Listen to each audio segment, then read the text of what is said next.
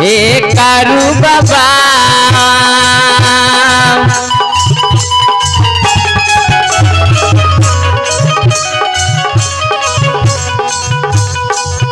हे जाइए ना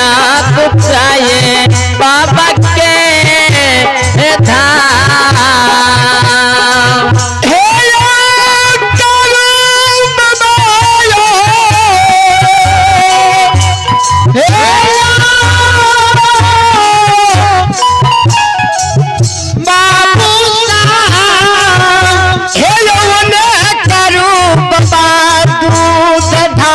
चल गले एने कारू बाबा लक्ष्मण भैया के जे समझा के गले वही समय में बिना चटा का खोल महपुरा के बाद महपुरा के जे हाथ लगे बिना चटा के जे लक्षण देखल के कल के चटा भैया तो दूध के ढार दे लगले कनी देर रुक जेती हो साथे चल देती है कल के रे लक्षण कारू पर भरोसा नहीं कर कारू बगले में बिजुलिया सासुर से सासुरों में रह जेते लक्षण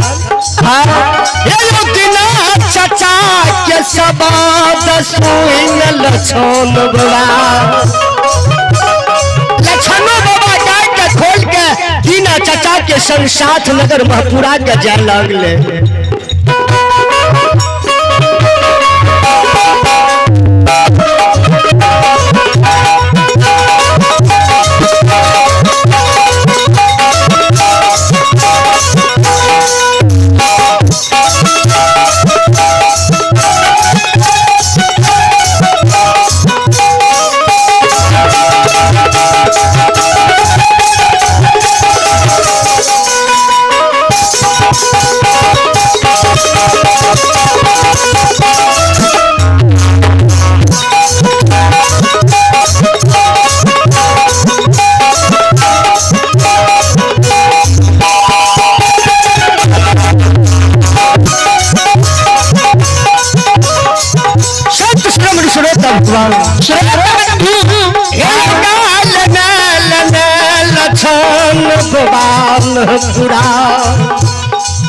महपुरा के बाट झारा नदी पार भर मध्य में कारू बाबा दूध के धार दे जहनी कमला भिता बथान को आवे काका बबला सब दूध के रसुलिया में मुंह दादा पी रहा गाय हमार के कोई ठिकान नहीं देखे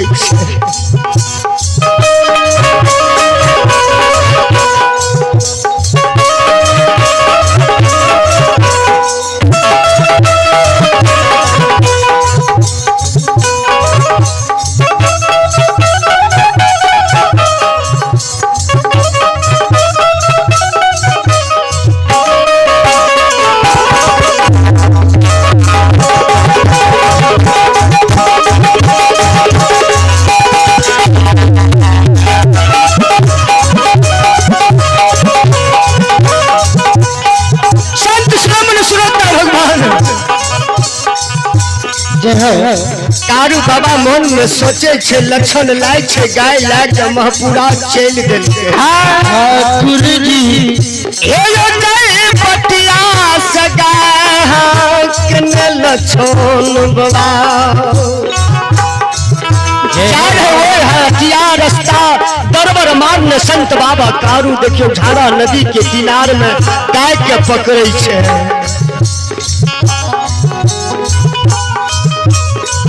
गाय के पकड़ लेके कुछ गाय शेलार मारे रहे कुछ गाय के जे लेरू रहे उ शेलार नहीं मारे रहे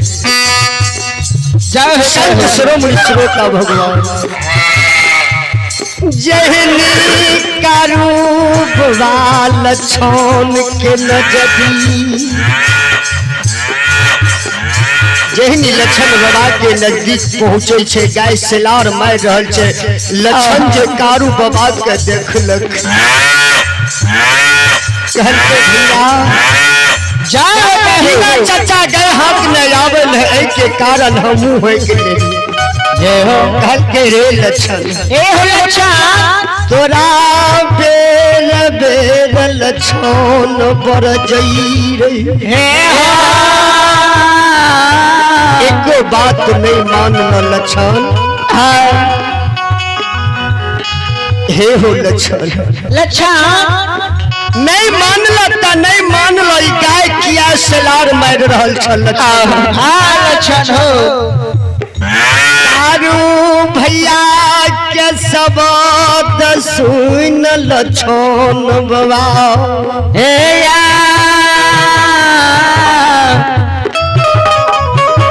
श्रोता भगवान आरू भैया के शब्द के सुन के लक्षण बाबा कहै छै हे हो भैया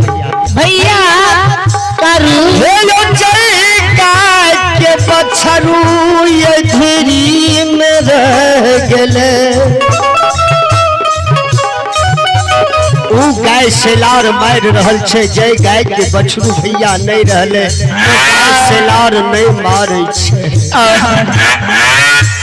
लक्षण बाबा के शब्द के संत बाबा कारू सुने छे घर के रे लक्षण ए दुलरवा हे रे लगा महापुरा में सेलार मारतो अगर ई गाय महापुरा में सेलार मारतो तो सर्वप्रथम से भाई बाप माय गाय फजियत दतो नगर महापुरा के लोग हंसतो कि दू भाई बथान कल के गाय कते रह गेले बछरू कते रह गेले महापुरा चलिए ले हे जलील बागई हंसी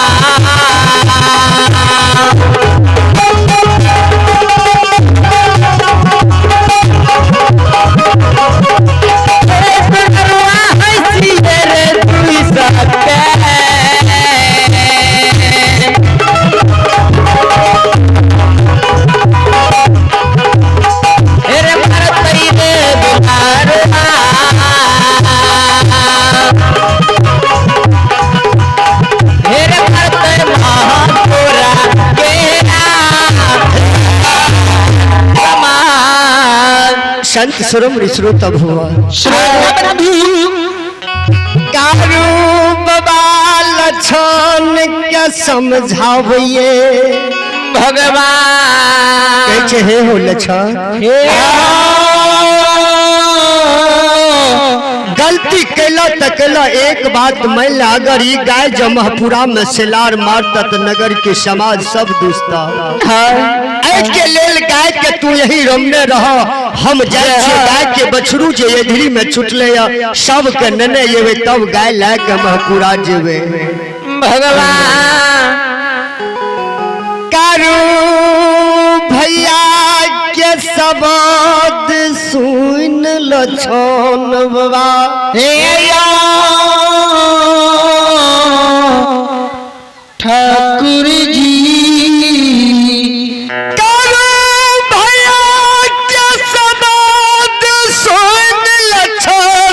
लछन बाबा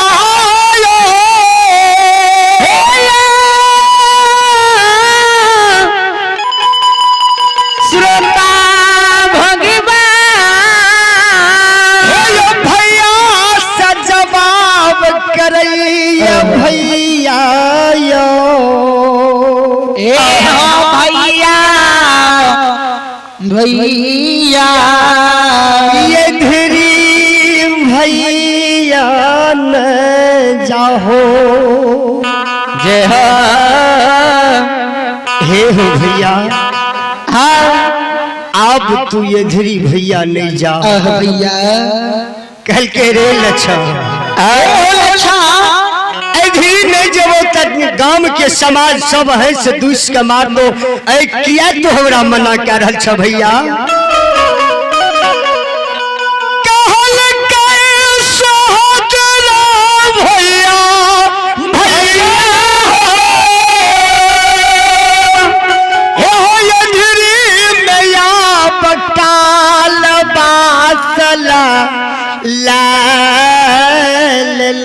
भैया तो आइए आपने भगवान के दरबार में तो आइए आप भगवान के दरबार में शंकर ठाकुर ग्राम चंद्रपुरवी टोला रत्ना के रहने वाले हैं। बाबा धीमराज के दरबार में बड़े उदार दिल से 51 रुपए की दान आए हैं। गाने की जय हो उनके माता पिता की जय हो उनके समस्त परिवार की जय हो। तो आइए आप भगवान के दरबार में आपने भाई राजकुमार के भगिनी एवं भगिना तो आइए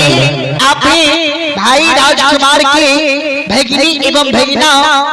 आपने भगिनी शिवानी कुमारी एवं भगिना रियाज राज भगवान के दरबार में बड़े ही उदार दिल से 151 रुपए के दान आए हैं। बच्ची को मां सरस्वती बल बुद्धि विद्या की भंडार दे, भोला बाबा भंडारी को भरे रखे। दानी की जय हो, दानी की माता पिता की जय हो, उनके मामा मामी की जय हो, उनके समस्त परिवार की जय हो। तो आइए आपने भगवान के दरबार में भाई मिंटू कुमार आपने भाई मिंटू कुमार का भतीजा एवं भतीजी आपने भाई मिंटू कुमार का भतीजा एवं भतीजी कुशलता एवं बाबू साहब कुसुमलता कुमारी एवं बाबू साहब कुमार एवं सन्नी राज एवं देवराज भगवान के दरबार में बाबा भीमराज के दरबार में बड़ी उदार दिल से 151 रुपए दान आए हैं। दानी की जय हो, उनके माता पिता की जय हो, उनके समस्त परिवार की जय हो। ऐसे श्रद्धालु की मनोकामना को भगवान पूर्ण करे। भोले बाबा भंडारी भंडार को भरे रखे। संत सरमणि श्रोता भगवान लक्षण बाबा के समझावे छे संत बाबा कारू। लेकिन ये को बात लक्षण बाबा कारू भैया के मन रोले हे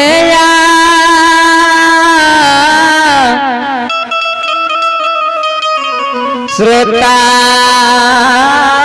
भगवान लक्षण बाबा कारू बाबा के एक बात के नहीं माने लक्षण बाबा के कारू भैया जाओ लक्षण बाबा के देखियो कुछ संत बाबा कारू बाबा के बात जे लक्षण नहीं मान लग लक्षण बाबा के कारू बाबा भगवान सत्य बान में झरा नदी किनार में सत्य छारा के नदी के किनार में संत बाबा कारू लछन बाबा के बदल गई हे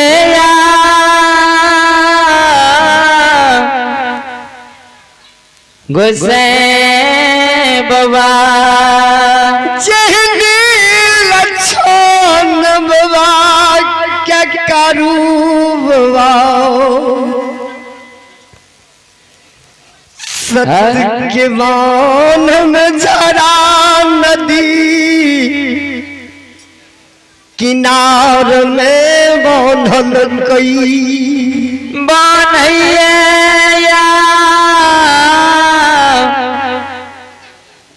गुस्से बाबा जैन संत बाबा कारू लछन बाबा के सत्य के बांध में बांध लग गए लछन बाबा कान छे भैया जे हो बन दला ते बन दला लेकिन ये धीरी न जाहो जे हो हे हो भैया भैया हमरा बांध दलो तो बांध दलो लेकिन ये धीरी नहीं जाओ लछन बाबा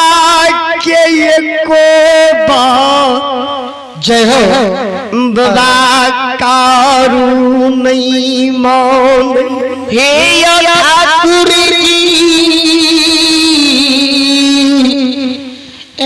गुस्से बाबा जय हो लछन बाबा के बात जे नहीं मानो छे है देवता बाबा लछन बाबा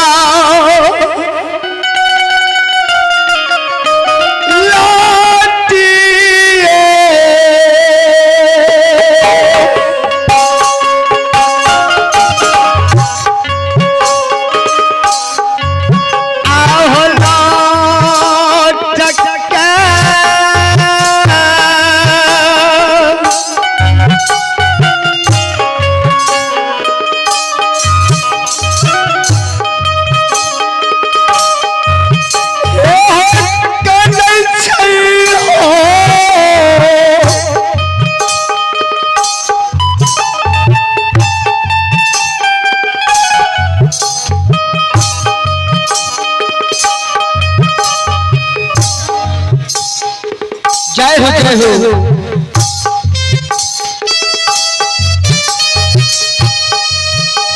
लछन बाबा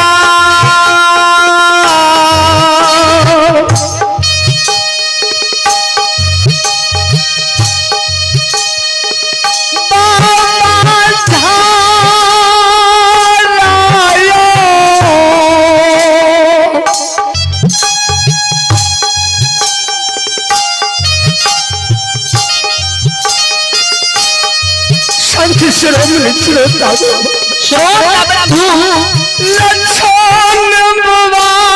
का नहीं भैया भैया दलो तो दलो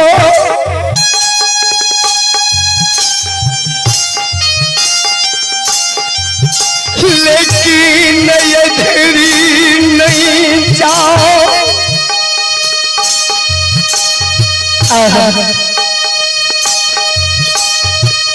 लाठिए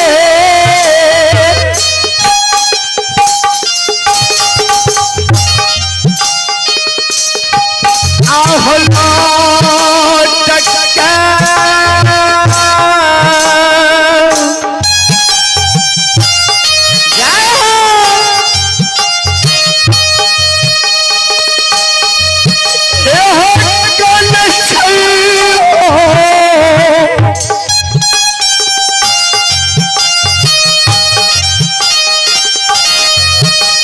लछन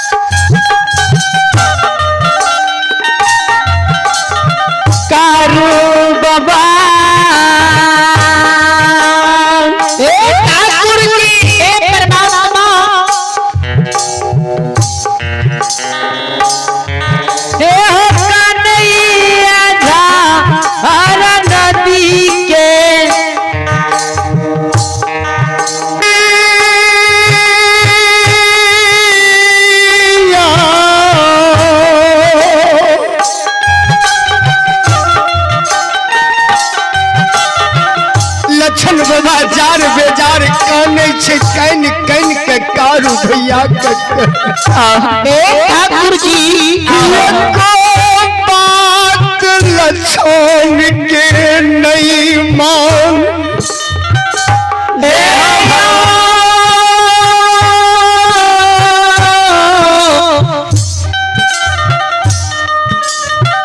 श्रोता भगवान बाबूजी एक को बात लक्षण बाबा के कारू भैया नहीं मान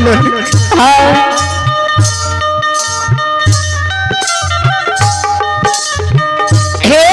दुल्हनो लाठिया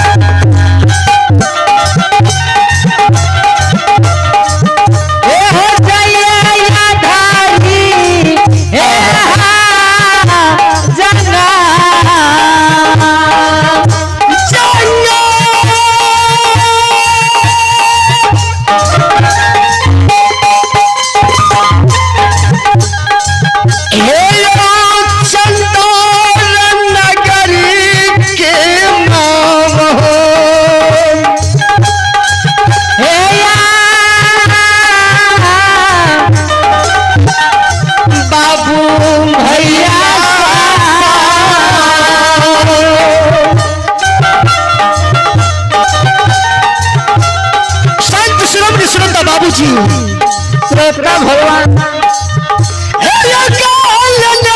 जब कमला भी सजलई माँ कमला कारू के व्यवहार देख के माँ कमला अगिया बता भै गए है कारू बापा माँ प्रतिज्ञा कल के कि बदला हम जरूर लेबे। जय हो भगवान। छाती जनाब गछने गेल लेकिन हमर गछल दूध के कौआ बबला सब पी लेल के ई बदला हम लक्षण कारू से जरूर ले लेबे।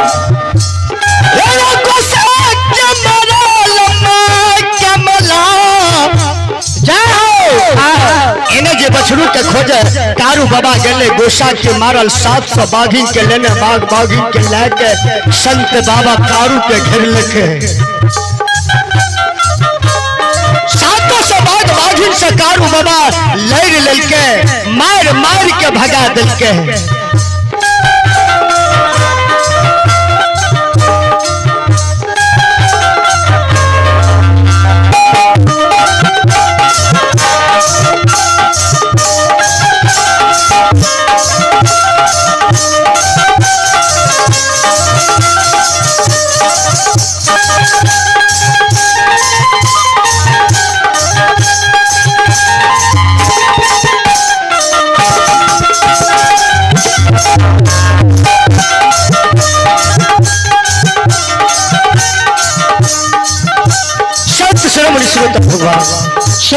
संत बाबा कारू कैसे कमला के काज जब बाघ बाघीन के कारू बाबा मारई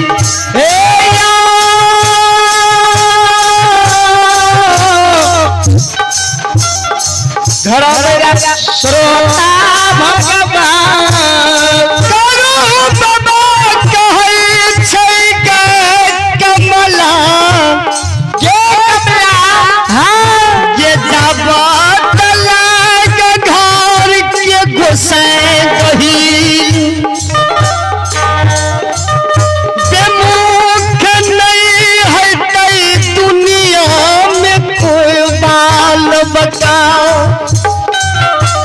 कारू के संसार में कोई नहीं करते कारू बाबा के बानी के माँ कमला सुने से माँ कमला देखियो नगर में पूरा प्रवेश कर गए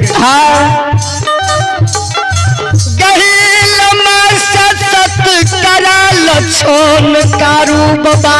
के प्राण में बाबा के प्राण गहिल माय से जे मांग गहिल में कहल के गे भवनिया कौला गे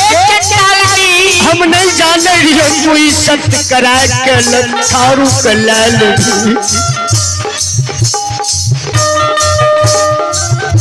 संत शिरोमणि श्रोता बाबूजी श्रोता वही समय में कारू बाबा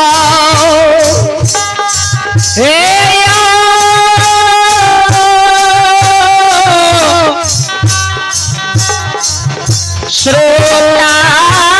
भगवान ये घड़ी में प्रवेश क्या गले ठाकुर जी वही समय में कारू बाबा ये घड़ी में प्रवेश करे वही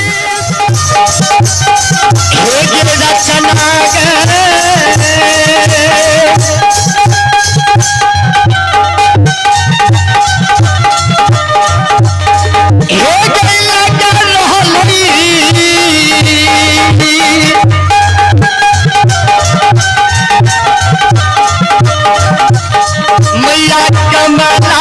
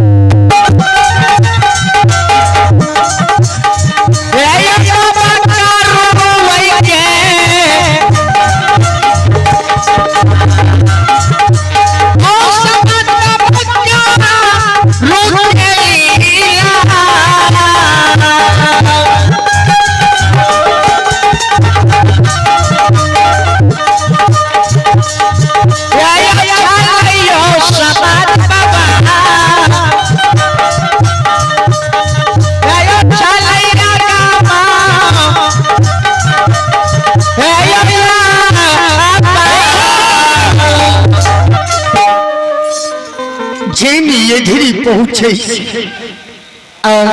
माँ कमला लुले निकलने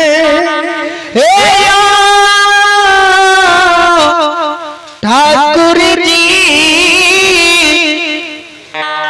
करो बाबा क्या धीरे में बगजोर धीरे में बगजोर बाबा कारू के लगा दिल जहो बाबा धीरे पंचडोब में भगवान धीरे में जे लुल्ली बाघिन बगजोर लगे शरीर सलहू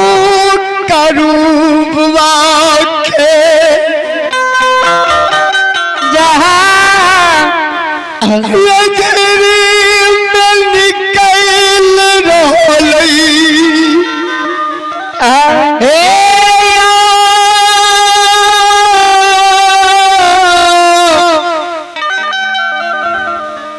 चंदार ग्राम के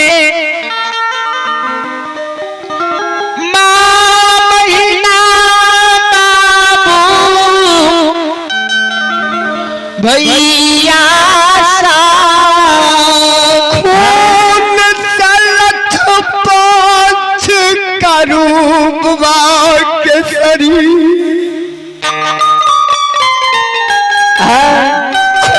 सलत पथकारू बाबा के शरीर ये धीरे में कारू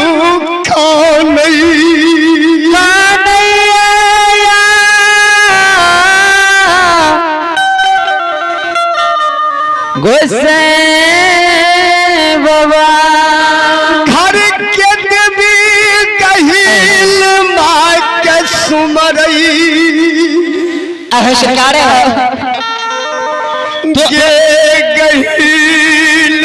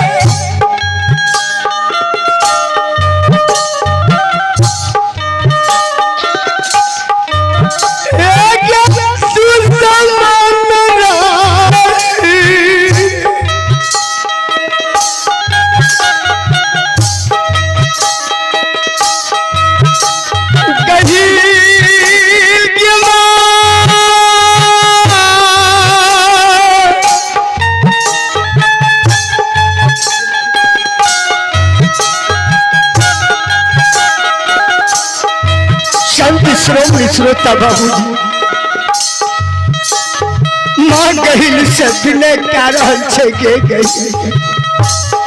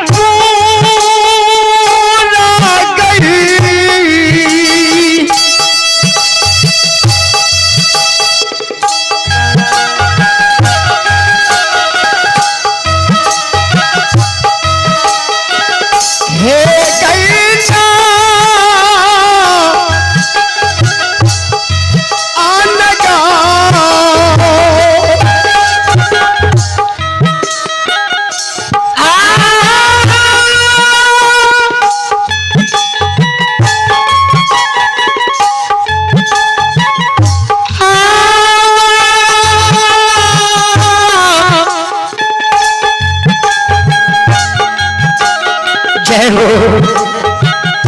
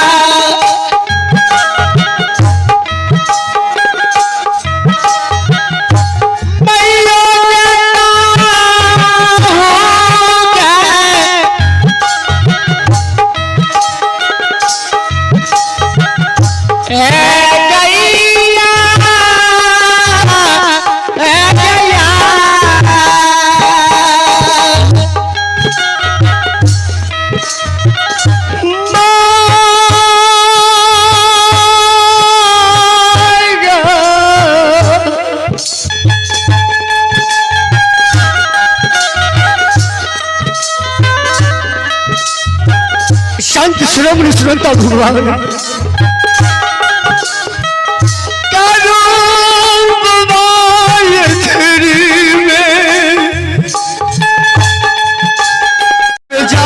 कारू बाबा काने छे मैं कही के सुमरन करे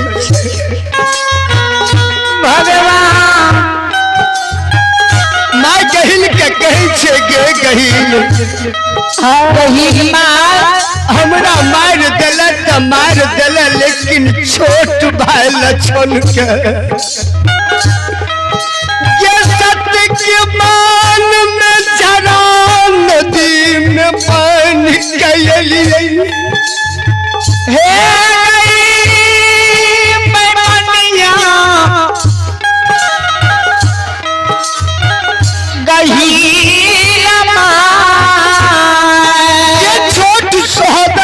सत्य के बांध में झारा नदी के किनार में बैन के माई जो लक्षण के सत्य के बांध के खोल दिए लक्षण के सब बात बता दी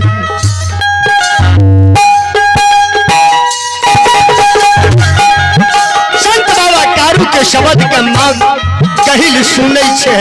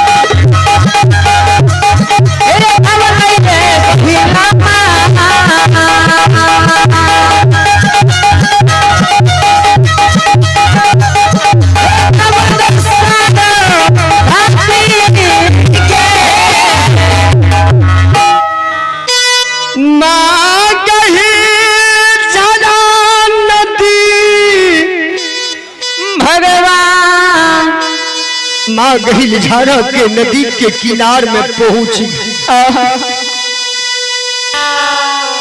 सत्य के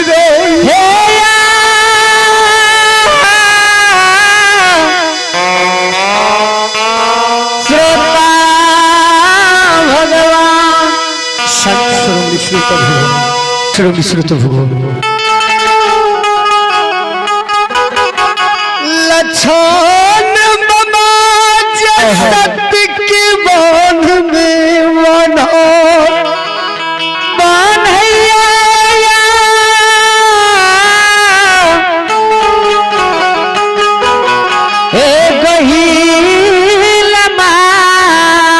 लछन बाबा जी सत्य के बांध में झाड़ा नदी के किनार में जी बांध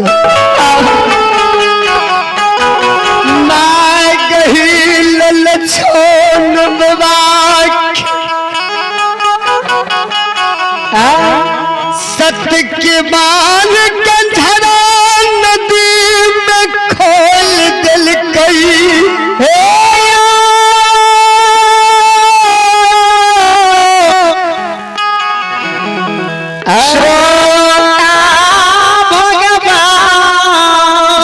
संत बाबा लछन के बांध के माँ गहिल खोल माँ गहिल के लछन बाबा दोनों कल जोड़ के प्रणाम लछन बाबा के व्यवहार देख गहिल माँ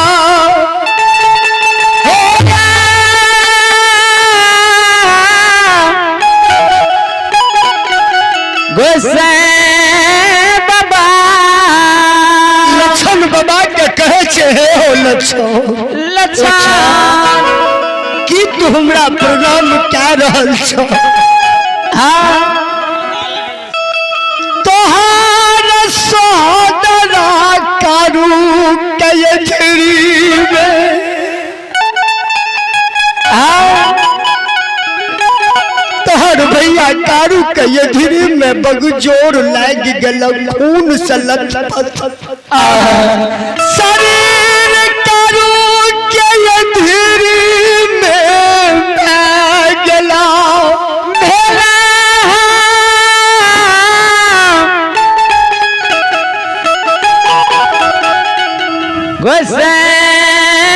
बाबा जहनी माँ गहिल के शब्द के लक्षण बाबा सुनै जाओ रे दुलरुआ रही तारा बड़ा रही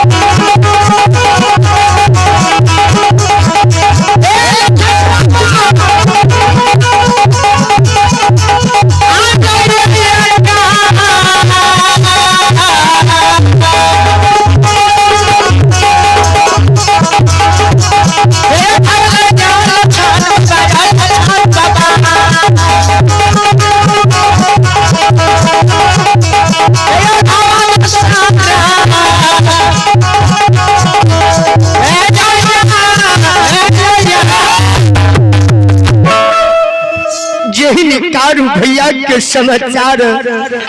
लक्षण बाबा जी सुने।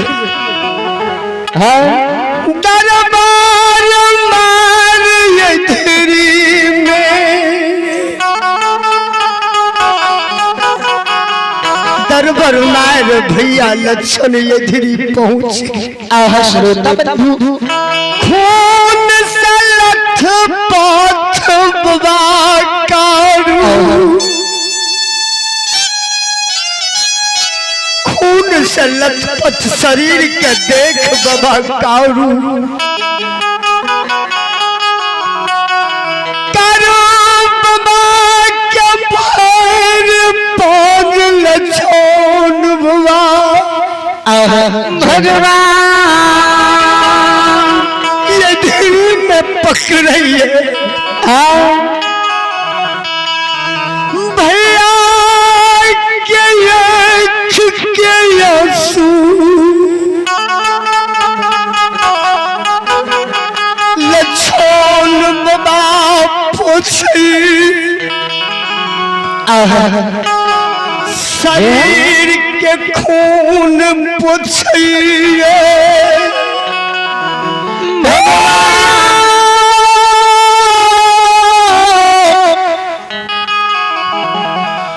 ठाकुर करो भैया के देख लछोन बाबा,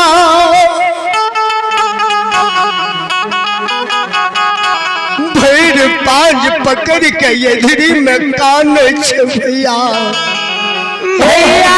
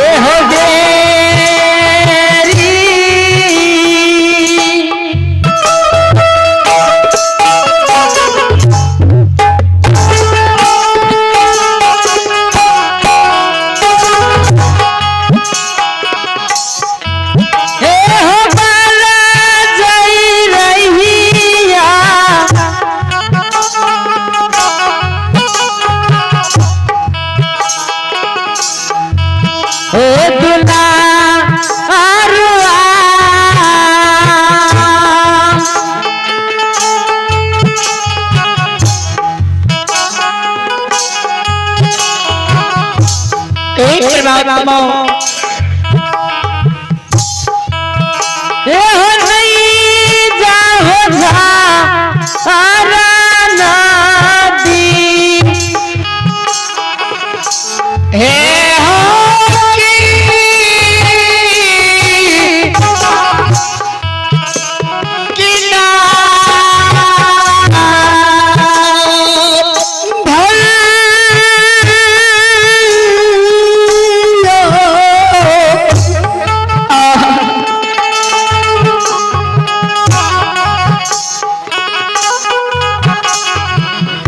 हो भैया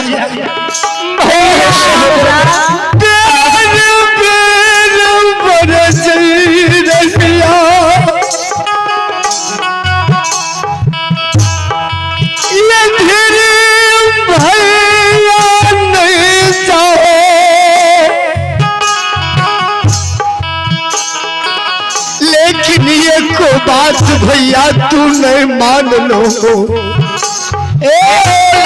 कारू भैया